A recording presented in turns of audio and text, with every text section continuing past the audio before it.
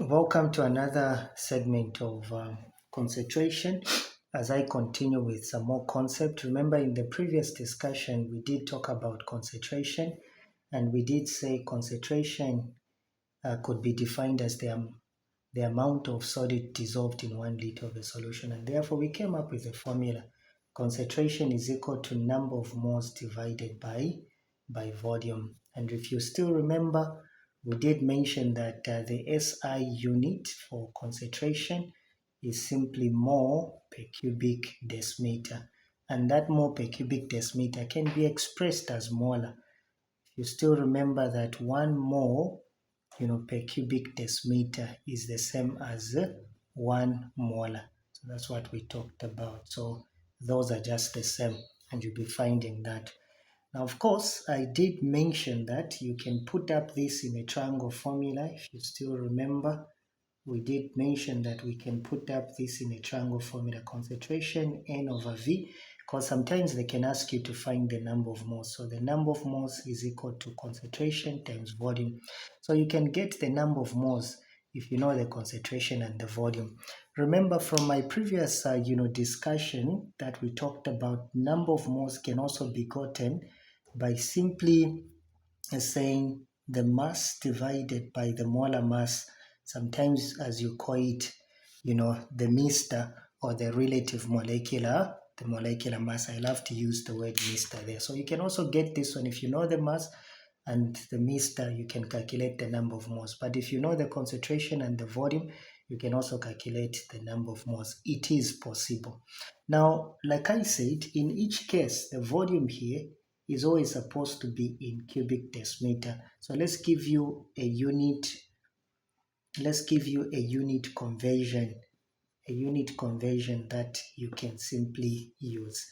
So remember the unit conversion, we can simply say 1 cubic decimeter is the same as 1 liter, and 1 liter is the same as 1000 cubic centimeter, and that 1000 cubic centimeters is the same as 1000 milliliters. So sometimes they can also use milliliters, and cubic centimeters are just the same. And when you look at cubic decimeters and liters are the same, so there's no need of you converting. So you can compare this to that, where we can say 1 cubic decimeter is equal to 1000 cubic centimeters. That's what we mean. Imagine they tell you to say convert 500 cubic centimeters to cubic decimeter. So how can you do that? Well, you can simply say, as a quick solution that I want to give you there, you can simply say that 1 cubic decimeter is equal to 1000 cubic centimeter. So you can say, suppose I have 500, that cubic centimeter should be under cubic centimeter.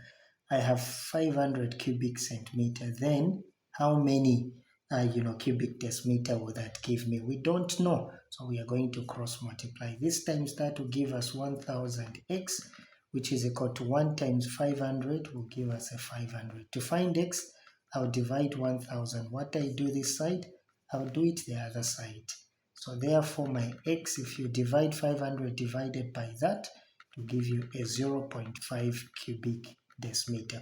In simple terms, when you are converting from smaller to bigger unit, you just need to divide by 1000. So right away, if I've got 200 cubic centimeter and I want to convert this to cubic decimeter, what I would have done, I would just say 200 divided by 1000, which will give me 0.2, and that is going to be in cubic decimeter. So that's how quickly you can go about it. All right, let's look at a few examples from some question papers and see how you can go about that. Remember, the cubic centimeters and the milliliters are just the same. Maybe I can put it this side, where because that's 1000 and that's 1000, so we can say 1 cubic centimeter is the same as 1 milliliter. So those are just the same units. That's what you need to remember. But let's look at a few examples. So these are coming from more recent, question papers. I've got 2 questions to help you. 2023 paper 2, question number 10. These are coming from the Examination Council of Zambia, questions. That's why I extracted them. So let's start with the first one. We look at the solutions.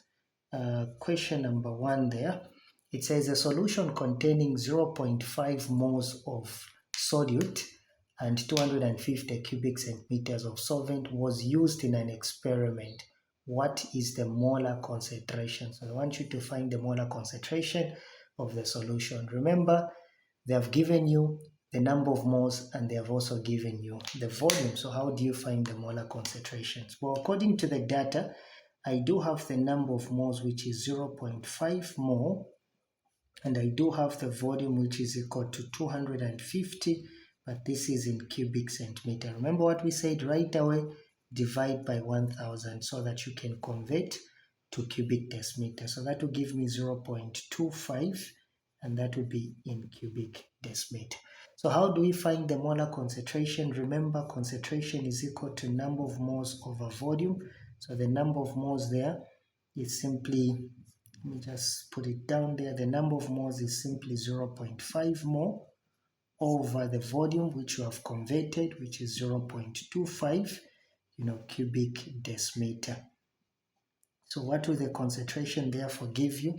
You can try to use your calculator. So 0.5 divided by 0.25, and that will give you a 2 mole per cubic decimeter. That's what we mean. But remember, another person might have actually said, might have written it 2 capital M. It's okay because that's molar. That's the same unit as mole per cubic decimeter. So that is how you could have gone. Remember, it was a multiple choice. I didn't show you the multiple choice, but if you go to the question paper, you'll be able to pick up the best option.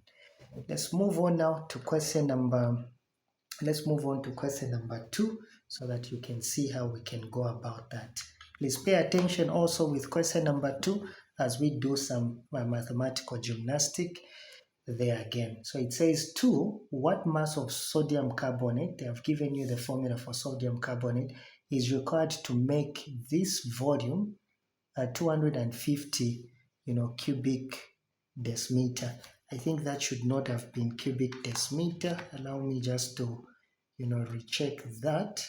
That should have been cubic centimeter. So that should have actually been cubic centimeter solution. Whose concentration is that? So they want you to find the mass of sodium carbonate.